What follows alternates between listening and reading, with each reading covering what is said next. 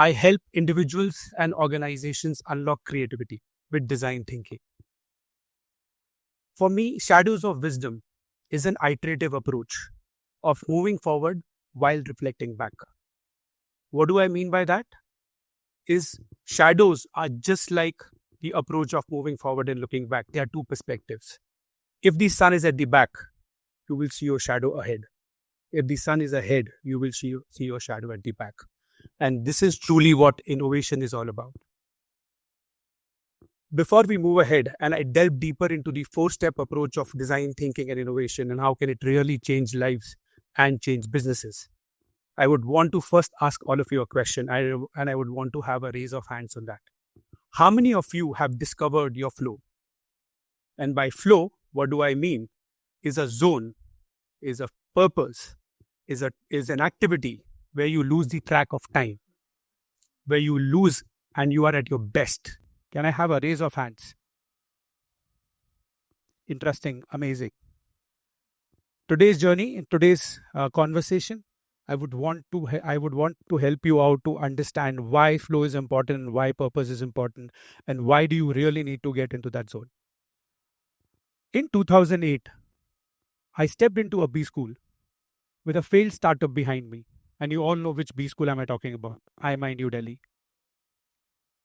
And a failed startup behind me and the pressure of being written off by my community, the Aggarwal community, which is known to create businesses.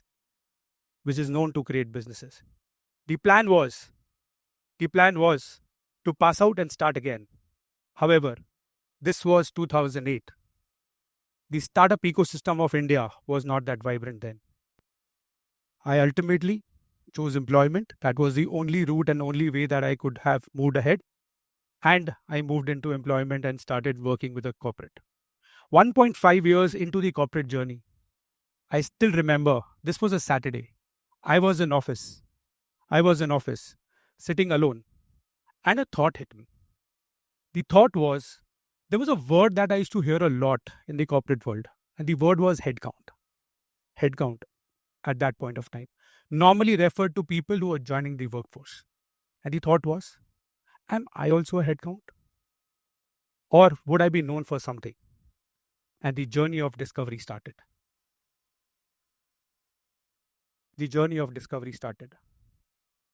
3 years. Fast forward. I started putting my hands into everything in the business. I tried out new things. Apart from my day job, I used to put hands into every activity of business just to discover what that area was. And in that journey, I started new markets. I launched new products. However, the hunger of what is my space, what is the purpose, what is that, where I will be in a flow, was wanting to discover that. Fast forward to 2016, I joined a Big Four consulting firm. And there is where my interaction with design thinking happened. And it touched my heart. It gave me answers to all the questions that I had for my startup failure, which my 2 years of MBA did not. And this is it. I had the answer. This is my space. My heart said, this is what the world will know me for one day. So, as I said, we will talk about moving forward, looking back, and how does it help you as innovators when you are in your innovation journey or journey of creation. Moving forward, when you're in that journey, when you are trying to create something. These were the two mindsets that helped me discover my flow and my purpose. The mindsets were creative confidence. What this means is your confidence to create. Often when you start your innovation journey, you're going to be into a zone wherein you don't know whether it's going to work. You don't know whether you'll be able to create something out of it and come out of it. It is your creative confidence within you that tells you to start. Let's begin. We will reach the destination that we would want to reach to. And the second mindset that helped me was embracing ambiguity. I knew this journey is going to be ambiguous. Forget answers. I knew that people will not be able to tell me what questions to ask. It was my journey. And this whole thought or the mindset of embracing that ambiguity would really help me to navigate this path. Looking back, how this helped me in my journey and how this really helped me learn from this phase of my journey, which is the first phase. I talked about the 4 phases: explore, ideate, create, evolve. In the explore phase, the learnings that I took back is discovering your purpose gets you into a flow and helps you or enables you to break barriers, to break all the barriers that you really have in your mind of what you can achieve and what you can deliver. Phase 2, I now knew my space. I now knew my space, which is design thinking. However, the question was, why should the world even care that I care about design thinking? And that's where I knew what was the next step. The step 1 that I now had to take was having a co-conspirator, having someone who would walk that path along with me. And my discovery for the co-conspirator started. I exactly knew who my co-conspirator would be, who was my immediate boss. Convincing immediate bosses is a challenge. Now, the question was, if I have to go to him and really convince him, I had to find answers to 2 particular questions, which will help him him walk along with me. The questions were, why is there a need for design thinking? And question 2, what is the market looking like? We were in business.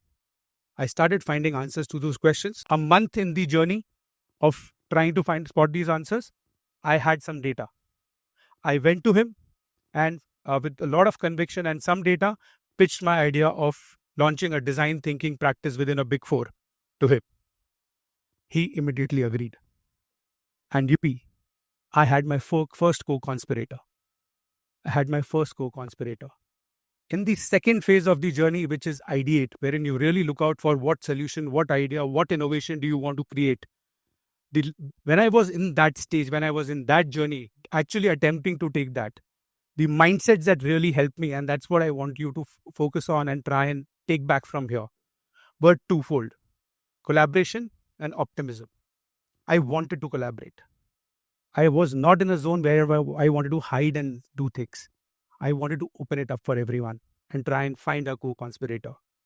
The second mindset that really was working within me was optimism. I knew this journey is going to be daunting, but it was the optimism within me which was telling me and building resilience in me that I will fall and stand up and walk again. These were the 2 mindsets that really worked with me at this stage. Reframing your purpose to onboard people early on really helps you to create co-conspirators. They become your launchpad and in fact your biggest propagators moving forward. From here, we move to the third stage, which is create. The most important stage of innovation and trying to create something new. I had a co-conspirator and I thought the challenge is done. However, it was not done. It just began. He said, I'm convinced. However, we are in a Big Four. And for this to be launched into the market, we will need a blessing from our partner. Big Four are partnership firms. We will need a blessing from our partner. All charged up, I was now ready to onboard a partner. I went to him with my idea. And the response was, no, this won't work. Please drop it. A month down the line, I was still working on my idea. With a slightly better version of my idea, I went to him again. He said no. 4 months down the line, I already had 6 no's from him. But every time I was learning of why the no and trying to improve my prototype. By now, I had improved it so much that it was almost ready to be launched into the market for testing. 7th time I go to him and I pitch my idea to him. This time a bit irritated. He said, don't waste your time on this. Don't waste your time on this. But this time, my response was, if you don't support it, some other partner will support it. If some other partner doesn't support it, some other firm will support it. But I am doing it. Yes, he paused for some time and then he said, okay, let's try.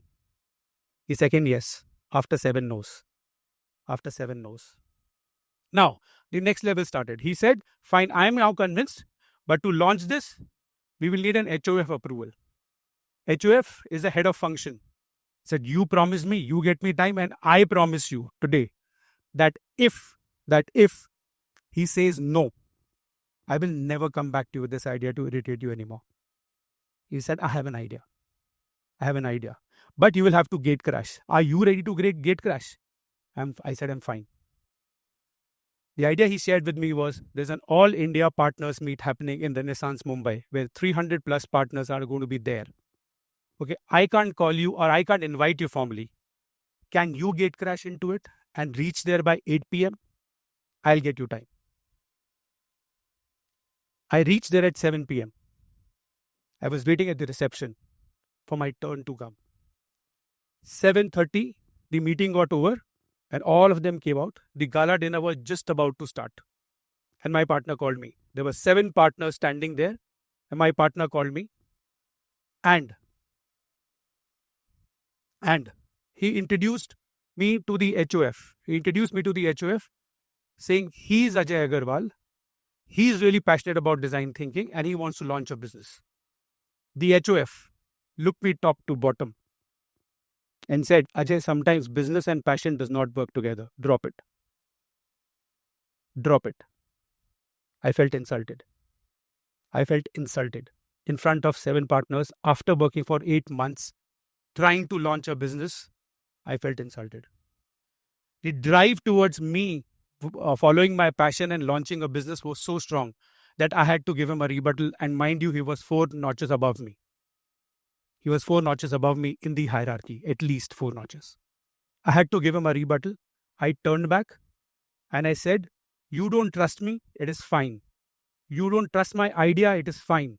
Trust my surname. I'm an Aggarwal. Dhanda bana dunga. Mauka to do.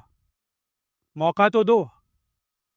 I'll make business for all of you, but give me a chance at least. He smiled. He smiled and said, what state are you in? I said, my prototype is ready to be launched in the market. I need a nod. I need a nod. I have been knocking doors and the doors are not opening. I have been told that you are the last door that I need to open. He said, send me your prototype. Send me your prototype.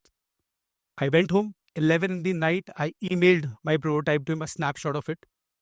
2 days later, I still remember that day. It was a Friday. I reached office. I opened up my laptop. 9:32 in the morning. I still remember that time very, very clearly. There were 3 words written in the email. Okay, go ahead. And I was in business.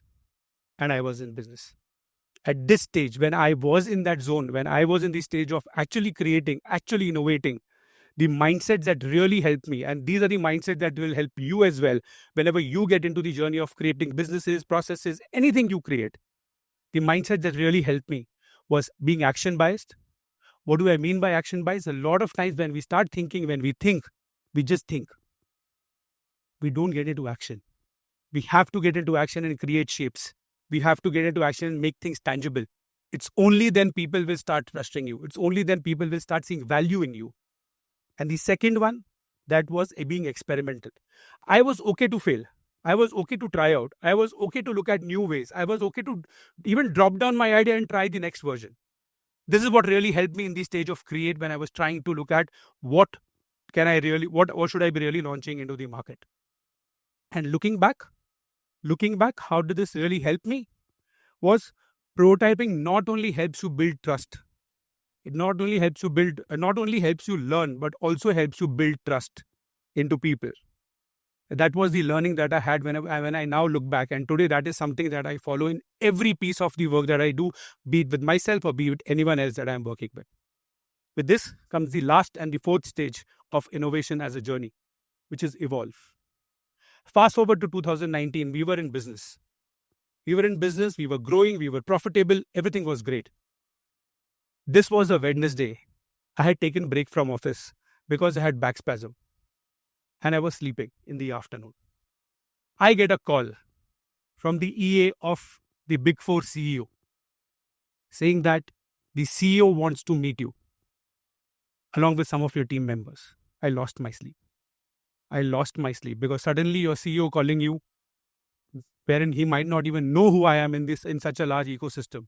Suddenly calling you, I lost my sleep. The first thought that came to my mind, am I losing my job today? That was the first thought that came to my mind. Hesitantly, I asked the EA, why is he calling me? She said, I don't know. He told me to fix this meeting, I have fixed this meeting. I was like, this helps me a lot. This really helps me. Hesitantly, on Friday, 2:30, that's when we fixed up this meeting. 2:30, along with some of my team members, I reach his office, waiting for him to come. 3 o'clock, he came. 75 minutes is what he spent with us, exactly. Listening to our story, listening of why did we do design thinking, what are we doing, how are we doing, all of that. And just when the conversation was about to end, I asked him a question, which I was really curious about. That how did you figure out about us? Tell me that, because that is something that was really playing into my mind. He said, Ajay, I was at a client place meeting the MD of the organization. And during a passing comment, the MD mentioned, by the way, you guys do some great work in design thinking and you've done some amazing, you have delivered some amazing results with us. And I was clueless about it. That's what the CEO said. So I wanted to come and understand what do we really do in this. I said, this answers my question. I'm happy that you said you were clueless about it and you don't know about us. You don't know about us. Then he asked me a question. Ajay, how can I help you? How can I help you? And I had the answer. I said, by opening up the overall Big Four ecosystem for me to grow my business. That is the help I needed. He said, let me see what I can do. Next Monday, 9:30 in the morning, I was at the Big Four India Town Hall, standing in front of 3,000 people, talking about my design thinking story, about how can design thinking help to grow the business of the firm, of their clients. Just like a startup pitching to 3,000 whales. Just like a startup pitching to 3,000 whales. I felt very, very vulnerable talking about my story and asking for help. I felt very, very vulnerable. When I was in that zone, when I was in that state, moving forward, the mindset that really helped me at this juncture were these two mindsets, which is being open and vulnerable. I was open to collaborate. I was open to work with people. I was open to customize things. I just wanted to do a plug and play with all the other partners and businesses in the firm. And being vulnerable, initially I had a lot of inhibitions. But when I today look back, what this delivered to me, and this is something that I always tell people today, that being open and vulnerable while you're telling your story not only inspires, but builds your tribe. Builds your tribe. So today, when I look back at the shadows of whatever little wisdom I have gained in life, it is in this approach of moving forward, looking backward. And the question that I'm leaving with all of you, have you figured out your design thinking? Thank you so much.